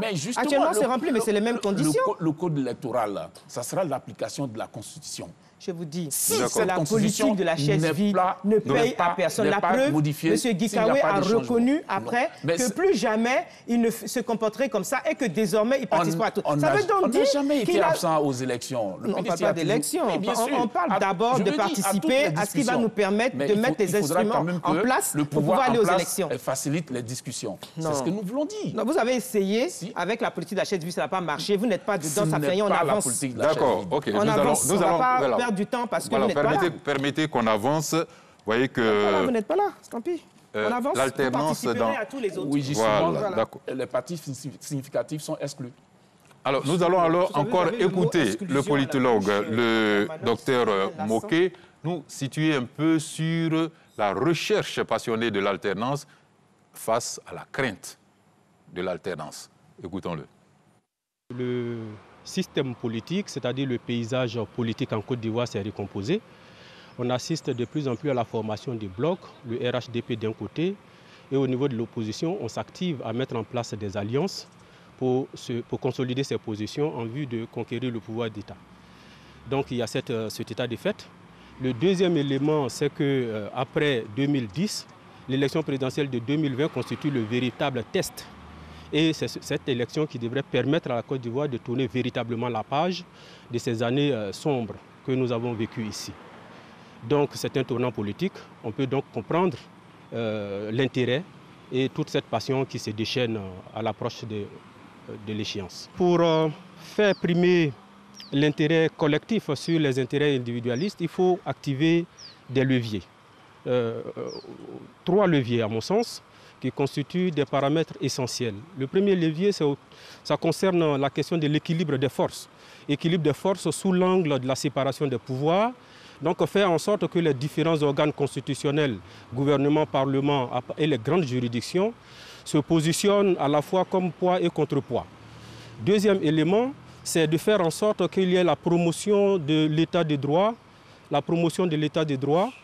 qui va favoriser, disons, le règne de la loi, à partir duquel tous les organes constitutionnels et tous les tenants du pouvoir seront soumis alors à la loi. Alors plus de place à l'arbitraire, ça sera plutôt l'intérêt collectif qui va primer. Un autre élément, c'est de faire en sorte qu'émerge une opinion publique nationale très forte et alerte. Et à la fin, je peux citer également le fait de faire en sorte que soit mis en place une sorte d'éthique, on instaure une éthique et on met en place une déontologie qui doit être respectée par les partis politiques. Voilà, telles sont les solutions proposées par le docteur Flan Moké. La fraude en matière électorale est source de palabres, souvent source de violence. La fraude est appréhendée par certains politiciens comme un phénomène normal, malheureusement. J'ai même entendu dire que dans nos pays, ceux qui gagnent les élections sont ceux qui ont le mieux fraudé. Alors, qu'est-ce que nous avons comme moyen de recours, comme voie de recours pour empêcher certaines velléités de fraude, pour les éviter Nous pourrions donner quelques moyens de recours avec des exemples qui vous paraissent les plus patents. Allez-y. Je vous remercie. Les élections sont des compétitions. Et les compétitions supposent des règles auxquelles il faut se soumettre, des règles qu'il faut accepter, parce que la loi, elle est d'ordre général. Je peux ne pas être d'accord, mais une fois qu'elle est adoptée et promulguée en tant que citoyen, je me soumets. Ce n'est pas sur tous les points qu'on s'accorde, mais au moins, au nom de la légalité, au nom du sens de la responsabilité, on s'y soumet. J'en viens pour finir avec la question des normes de la commission électorale. La loi est là, elle est promulguée, qu'on ait participé au dialogue ou qu'on n'y ait pas participé de son propre fait, la loi est promulguée. En tant que citoyen, on se soumet à la loi jusqu'au prochain dialogue qui pourrait changer. Maintenant, les situations de fraude. Nous sommes dans un état de droit. Et lorsqu'on parle de fraude, il faut se demander, mais c'est quoi une fraude électorale? À un moment donné, il faut que la loi soit appliquée. C'est ça, le règne de la loi dans un état de droit. Le code pénal précise quelles sont les situations de fraude en matière électorale et réprime ces mêmes situations de fraude en matière électorale. Donc on pourrait s'en tenir à ce que dit ça. Mais il y a des comportements, il y a des situations qui entraînent, qui provoquent. Je pense à la transhumance, ce qu'on appelle la transhumance entre guillemets. Voilà. Mais on ne peut pas, parce que c'est pour ça que je préfère, parce que nous avons un rôle d'éduquer la population. Et lorsqu'on parle de fraude, il faut identifier que dit le code électoral en matière de fraude. Pour l'heure, ce que nous appelons transhumance est une situation qui se pose par rapport à l'inscription sur les listes électorales. Dans notre législation actuelle, il n'est pas demandé à des candidats de faire preuve d'un certificat de résidence, d'une attestation de résidence avant de s'inscrire. C'est sur déclaration. Je réside ici à Abidjan, je suis à Abidjan, mais je figure plutôt sur la liste électorale de ma circonscription électorale qui est Saint-Fra. C'est celle que j'ai choisie librement. Donc c'est ce phénomène de libre inscription sur les listes électorales qui donne lieu à ce que nous appelons la question de la transhumance. Encore que cette question fait l'objet d'un dialogue, dans le cadre du dialogue politique. Et je pense que tous ensemble, en toute responsabilité, sans esprit de manipulation, sans suspicion, on doit en toute responsabilité en discuter. Quelles sont les nouvelles conditions qu'on devrait pouvoir inscrire qu'on devait pouvoir inscrire dans la loi pour s'inscrire sur les listes électorales. Est-ce que maintenant, on doit pouvoir changer ces conditions ou bien on laisse la libre inscription pourvu qu'il n'y ait pas double inscription? D'accord. Allez-y pour appuyer juste ce que vous voulez dire et puis après je vous redonne la parole. Je pense qu'il y a un partage de points. J'ai juste pour compléter la question de la fraude. Je dis que le problème qui se pose chez nous aujourd'hui, je le disais d'entrée de jeu, c'est qu'on prépare trop les esprits des gens à la fraude. Systématiquement, on dit oui, voilà, on s'en va aux élections, tel parti est en train déjà de préparer la fraude. Mais en fait, au fur et à mesure que nous avançons dans les élections que nous préparons, la Côte d'Ivoire a une culture d'élection, comme vous le savez. Au fur et à mesure, on améliore les choses pour que justement, on évite cet état de fraude. Maintenant, on est passé aux tablettes, comme vous le savez, aux élections précédentes. On est passé aux tablettes. C'est un moyen également de freiner la fraude pour le respect de tous ceux qui sont sur la liste électorale. Maintenant, pour la question... ça marche bien, hein? Et ça marche bien. C'était pas très bien au départ, c'est normal, mais maintenant, ça va. Donc, on va arriver en 2020 avec moins de possibilités de fraude, n'est-ce pas? La technologie avance tellement bien que bientôt, on va pouvoir voter uniquement...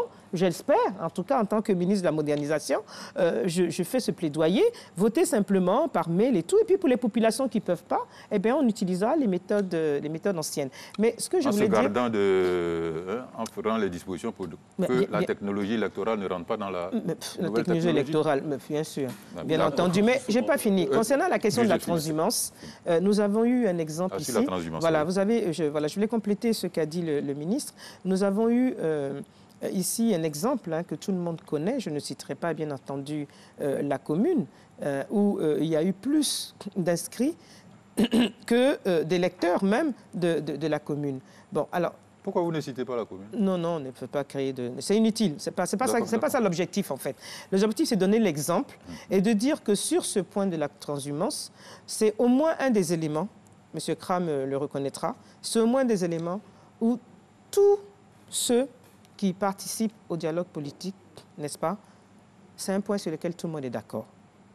J'espère que cette fois-ci, il ne dira pas que je raconte des histoires. Mais vous voyez, il y a des éléments comme ça qui méritent qu'on soit ensemble pour lutter contre. Voilà. Dès que tout le monde est d'accord sur le fait qu'il faille éviter de déplacer des populations, n'est-ce pas, pour se rendre à un autre lieu. Mais dans le cas de la présidentielle, c'est assez rare. Je pense que cela se présente surtout dans le cas des élections locales. Oui, dans le cas des présidentielles, c'est assez rare. Oui, allez-y. Sur l'autonomie administrative. Assez rapidement. Oui, assez rapidement, pour qu'on avance, financière, sécuritaire de la CEI. Vous voyez, quand vous n'êtes pas totalement autonome, vous subissez celui qui vous donne les moyens. Voyez-vous qu'à ce niveau, la CEI ne sera jamais autonome et je dirais même indépendante. Alors, pour revenir aussi sur les fraudes, mais quand il y a des fraudes, ça voudrait dire l'arbitre lui-même a participé aussi à ces fraudes. Si au sein d'un bureau de vote, il y a le président, le secrétaire du bureau et qu'il y a les représentants, je dirais, des candidats, si on dénonce ces fraudes, ça voudrait dire qu'il y a la complicité totale. Donc, vous n'avez pas vos représentants au sein du bureau de vote, alors vous êtes où? Justement, c'est de ça que je parle. S'ils sont là, ça veut dire que, quelque part, ça ne va pas du tout. Et tout le monde est responsable. Alors, ces fraudes, il faut voir comment aussi les endiguer. Mais en réalité, quand on n'a pas aussi la sécurité, ça pose un problème. Voyez-vous, je peux donner l'exemple de Bassam lors des élections locales. Il y a eu des urnes qui ont été cassées devant les forces de l'ordre, ce qui n'est pas normal. Alors, la sécurité, elle est où? Et c'est parce que cette sécurité prend ses ordres de sa hiérarchie. C'est prouvé que les forces de l'ordre étaient présentes et que... Les forces de l'ordre à Bassam étaient présentes et des voyous ont cassé les urnes. Je pense qu'il y a eu des images. Mais c'est seulement ce que je voulais dire. On vous laisse assumer. Bon, non, mais c'est-à-dire qu'apparemment, il n'y a eu que Bassam. Il n'y a pas eu Port-Boué. Oui, non, moi je pense que pour Bassam, il y a eu des casses d'urnes. Et en réalité, il faut une sécurité qui est propre, je dirais, qui dépend de la CEI. Et la CEI peut à tout moment appeler. Vous avez vu aussi en 2010, il y a eu aussi des tensions au sein même de l'organe de la CEI. Je peux parler de la direction de la CEI. La CEI n'a pas pu proclamer les résultats là. C'est parce qu'il y a eu des sérieux problèmes. Et si la sécurité était totalement garantie, on n'allait pas proclamer les résultats de la présidentielle à l'hôtel du Golfe. Voyez-vous, cette sécurité... Où la sécurité était garantie?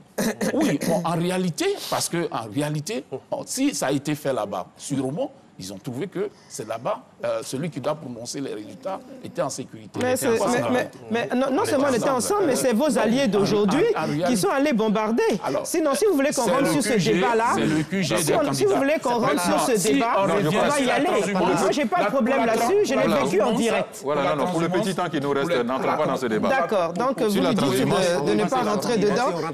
Voilà, c'est pas bon. Il faut amender l'article 9 nouveau de la loi 2015-216 du 2 avril 2015. Là, vous rentrez dans la technicité. Justement, non, je veux dire, parce qu'il y a un élément qu'il faut supprimer simplement. Voilà. L'élément à supprimer, c'est ou des intérêts économiques ou sociaux. Ça voudrait dire qu'il faudra qu'on tienne compte seulement du domicile et de la résidence quand on veut s'inscrire sur... Voilà, ça c'est d'accord. Et en ce moment-là, puisque vous êtes tous d'accord, il n'y aura pas de transhumance. Voilà ce que je voulais dire. Allez-y. Pour réagir sur la question de la sécurité, je pense que nous sommes dans un État. Nous sommes dans une république, un État de droit, je suppose de droit. Il faut que l'État garantisse l'intégrité des processus. C'est le rôle de l'État. Et la commission électorale, qui est une institution, doit tout mettre en œuvre pour garantir la sécurité des élections. Est-ce que l'État a failli? Et faire en sorte qu'il puisse se rendre compte, puisse être redevable. sur cette question-là. Attendez. Donc, quand il y a des violences... Je veux comprendre. Hein. Oui. Est-ce que, comme le dit M. Dibaï Dodo, il faut une sécurité spécifique à la commission électorale indépendante, comme une police municipale? Non, pas spécifique. Nous sommes dans un État. Il faut que l'État joue sa partition, joue son rôle. Pour revenir aux autres questions, qui sont des causes de violence. Et la fraude est une cause de violence. Et cette fraude-là se présente sous plusieurs formes. Le bourraille des urnes, comment on appelle cela? La transhumance, c'est une forme de fraude. Une fraude morale, juridiquement, ce n'est pas condamné. Mais justement, c'est pour ça que le dialogue politique qui est là, il faut se donner tous les moyens d'améliorer. En tout cas, l'achat de conscience. On parle souvent de nos représentants de bureaux de vote. Mais on sait quelle pression les représentants subissent dans les bureaux de vote. Et c'est pour cela, tout cela, il faut donc éradiquer la culture de la fraude. Et c'est possible. Il faut éradiquer la culture de la fraude. L'usage des moyens de l'État à des fins d'élection, tout ça là. Le code de bonne conduite, moi je ne comprends pas bien. Quand l'État distribue, donne les 100 millions comme les élections dernières, que l'État a donné 100 millions à chaque... Mais ce n'est pas différent. Si l'État a donné, le chef de l'État était candidat, il a reçu les 100 millions. Oui, mais il a partagé, il aurait pu ne pas le faire. Il peut utiliser ces 100 millions comme il veut. Mais il aurait pu ne pas le faire, mais quand il utilise des aéronefs... Mais pourquoi là, vous ne voyez pas... Ce n'est pas vrai, il faut prouver ça, ce n'est pas vrai. Ne rentrez pas dans ce genre de choses. Il utilise des véhicules de l'État. On voit nos cadres dans les... Arrêtez-moi ça. Les localités. Arrêtez ça. Je pense que vraiment, il ne faut pas... C'est de cela qu'il s'agit. Vous parlez comme des gens qui ne sont pas dans la République. Il faut que nous admettons, que nous soyons de l'opposition ou que nous soyons du pouvoir, il faut que nous admettons que la fraude, elle n'est pas bonne. D'accord. Je suis totalement abasourdi. Il faut qu'on s'accorde. Oui. On ne va pas faire de la commission électorale un super État. Je ne sais pas, lorsque vous parlez, quelle est votre norme, quelles sont vos références en termes de commission indépendante. Nous sommes dans un système. L'autonomie financière est garantie par la loi. Vous savez tous, lorsqu'on parle d'autorité indépendante, vous savez comment c'est organisé. Contrôleur budgétaire, ordonnateur, dans tous les États du monde, c'est comme ça que ça fonctionne. C'est comme ça que ça fonctionne dans tous les États du monde lorsqu'une structure... Vous permettez, je vous ai laissé parler, la démocratie, c'est également la courtoisie. C'est la courtoisie, laissez-moi parler. Laissez-moi parler, après vous parlerez. Dans n'importe quel État du monde, une commission, elle n'est pas détachée de l'ensemble des institutions de l'État. Pas du tout. Il y a un contrôleur budgétaire, il y a un contrôleur financier, il y a un budget autonome, il y a un ordonnateur. On ne peut pas demander à la commission, dites-moi quelle référence de commission démocratique vous avez vue, ou une commission électorale a ses propres gendarmes et ses propres policiers. Non, ce n'est pas ce que nous avons dit. J'ai entendu que c'est... Voilà. Donc, j'avance. J'avance. Voilà, pour dire. Lorsqu'on a dit que l'État a été incapable, lorsqu'on parle de la question de sécurité, on a vu les dernières... En 2015, les élections présidentielles se sont très bien passées parce qu'on avait les forces de l'ordre pour assurer la sécurité et partout. En 2013, sur les élections locales, peut-être c'est 99% des cas, ça s'est super bien passé. L'État a assuré. Après, il y a eu quelques cas de violence dans quelques circonscriptions, principalement Bassam, Port-Boué, Plateau. Encore à ce niveau, l'État a pris ses responsabilités. La même commission électorale est intervenue. Il y a eu une reprise des élections et les choses se sont très bien passées. Parce que la police a assuré. Et disons-nous que chaque fois, lorsqu'on parle de fraude, il faut utiliser les mots à leur place. La fraude est réprimée par le code pénal. Il est important que vous puissiez instruire vos représentants. Il est important que vous puissiez instruire vos militants pour leur dire, nous sommes dans un état de droit. Lorsqu'il y a des fraudes, des cas de fraude, le code pénal réprime ces fraudes.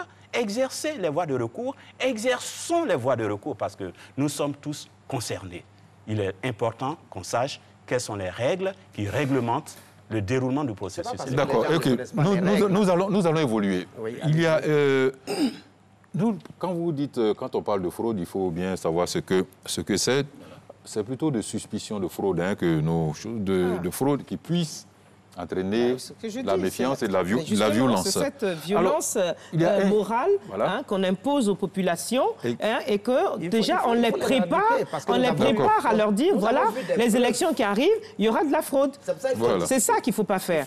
Mais il faut sensibiliser les populations. Non, monsieur, on n'a pas besoin de traumatiser les populations. Les gens nous regardent, faites attention. La population elle a besoin d'être rassurée. 2010, personne n'a envie de le revivre. Je ne sais pas si vous êtes resté en Côte d'Ivoire. Si vous êtes resté en Côte d'Ivoire, vous n'aurez pas parlé comme ça. On fait attention aujourd'hui, on sensibilise et on rassure. On sensibilise et on rassure. Mais si vous commencez déjà à dire que ça va être l'hécatombe, on va pas s'en sortir. Mais la fraude entraîne l'hécatombe. Je suis désolé. De prendre des mesures correctes. Mais nous prenons ces mesures. Monsieur Babaye, parlant de fraude, je lis ici l'article 209 du Code pénal. Lorsqu'il n'y a pas fraude, il ne faut pas dire qu'il y a fraude. Voilà. Sinon, c'est pénalement... Je vais vous donner des cas de fraude, si vous en voulez. Monsieur Kra, vous prenez ce gars-là. Monsieur Kra, on ne va pas vous laisser développer, s'il vous plaît, monsieur Kra. Laissez-moi intervenir. Oui, justement. Voilà, donc je demanderai à monsieur, s'il vous plaît, qu'on avance, que chacun puisse s'exprimer. Monsieur Dibaï Dodo, dites-nous un peu, la proclamation qui nous semble un peu tardive des résultats à la commission électorale indépendante n'est-elle pas une façon de suspecter et de créer des inquiétudes et peut-être des possibles violences? Avec l'expérience que le pays a, quand même, attendre une semaine, plus d'une semaine pour avoir les résultats. Merci. Avant de répondre à cette question, je voulais quand même faire la précision. Assez rapidement. Les forces de l'ordre qui sont dédiées à la CEI doivent prendre leur ordre auprès de la CEI et non pas de la hiérarchie des forces de l'ordre pour que la CEI s'assure que les instructions données vont être appliquées. C'est ce que j'ai dit. Je n'ai pas dit de créer une police spéciale. OK. Bon, pour la question de la proclamation tardive des résultats, je pense que c'est le processus qui est long et fastidieux. Vous savez que quand on proclame dans les bureaux de vote, la compilation est faite après le dépouillement. Après le dépouillement, la compilation est faite au niveau de la sous-préfecture. De la sous-préfecture, on passe au département. Du département, on passe à la région. Dans tout ce processus, il peut y avoir des déperditions. Voilà. Je pense qu'à ce niveau, il faut voir maintenant, il faut repenser pour voir si les choses doivent aller vite et pour que aussi ça soit propre lorsqu'on a les derniers résultats. Pour ne pas qu'à la base, avec les PV que nous avons, les résultats proclamés officiellement soient totalement différents. Sinon, le processus, est remis en cause par rapport aux différentes étapes qui sont nombreuses. Voilà. Nous en sommes conscients. D'accord. Tous les acteurs politiques en sont conscients, et même de la société civile. Et le retard est très angoissant. Il faut s'adapter à la nouvelle technologie. Il faut se moderniser. Et c'est pour cela qu'il faut moderniser le système de votation en Côte d'Ivoire. Pour faire en sorte que la transmission des résultats ne parte pas à pas de tortue. Parce qu'aujourd'hui, de façon instantanée, on peut avoir des résultats.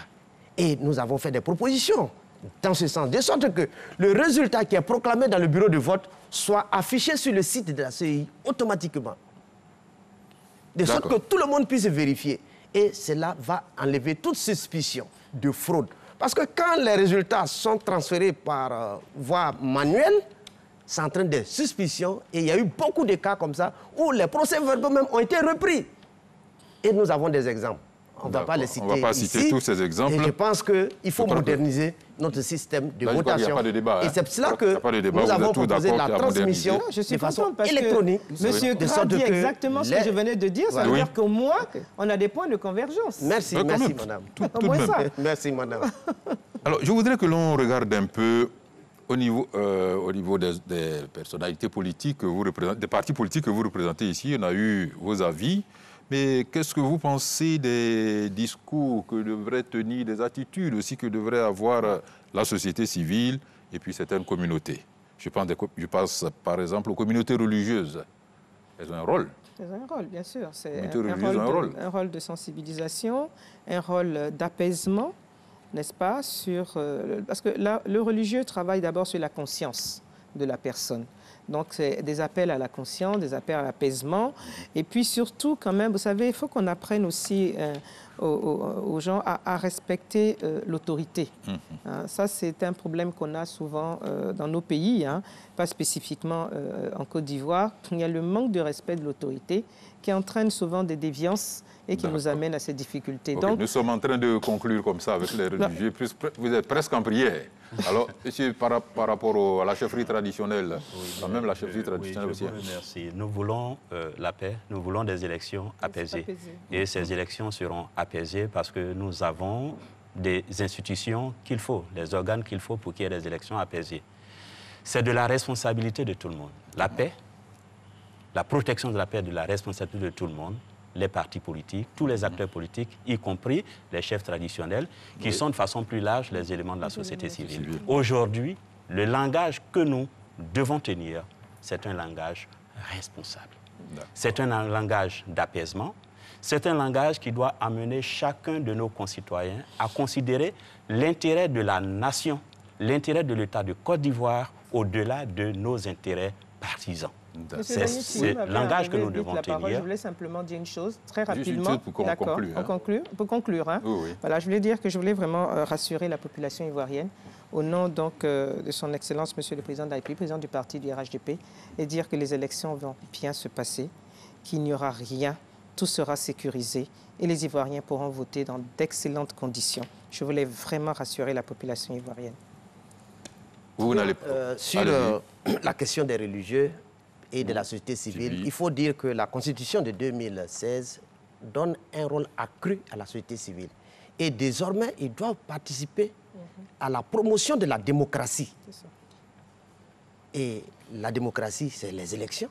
La démocratie, c'est la sensibilisation. La démocratie, c'est l'alerte précoce.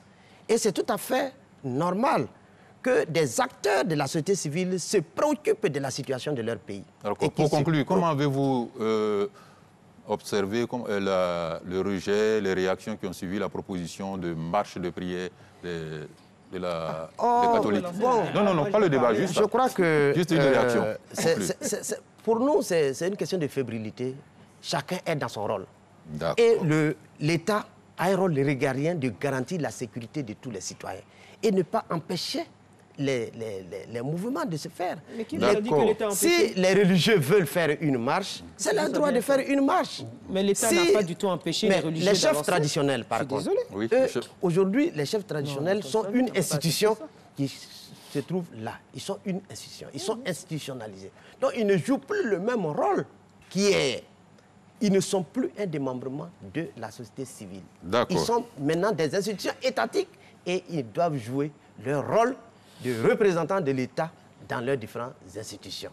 Et puis, les autres, je pense qu'il leur appartiendra de faire la lettre précoce et que tous les acteurs puissent véritablement prendre conscience de ce qui nous arrive et de l'enjeu qui est la paix. Donc, non, permettez quelque chose, on va conclure. Nous débordons. Par rapport à la société civile et les communautés, je pense qu'elles ont un rôle capital à jouer dans le processus électoral pour qu'il y ait la transparence, pour qu'il y ait véritablement une élection sans violence. Donc, elles doivent sensibiliser. Mais si c'est la conclusion en même temps, je pense que je peux aller. Mais je voudrais aussi dire que l'opposition existe.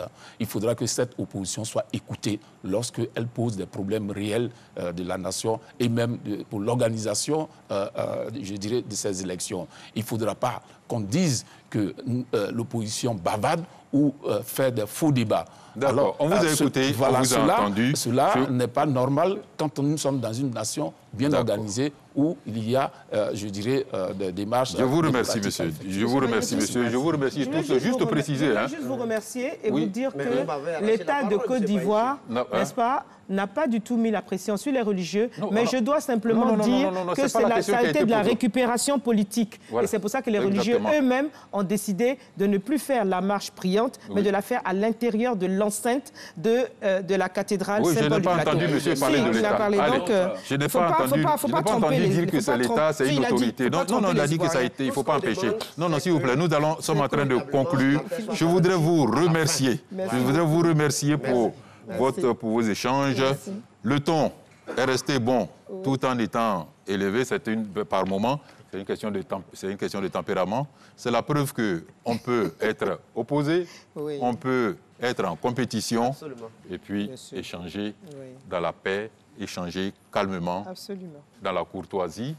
Et nous osons croire que c'est dans ce sens que les élections prochaines iront et se dérouleront. Merci. Merci beaucoup. Et à bientôt. Merci pour l'invitation. Merci. Merci à vous. Merci. Merci. Monsieur Grand, Oui. merci beaucoup. Ah, si vous restez en place un peu. Demain à 17h. 17h. Ça dure combien?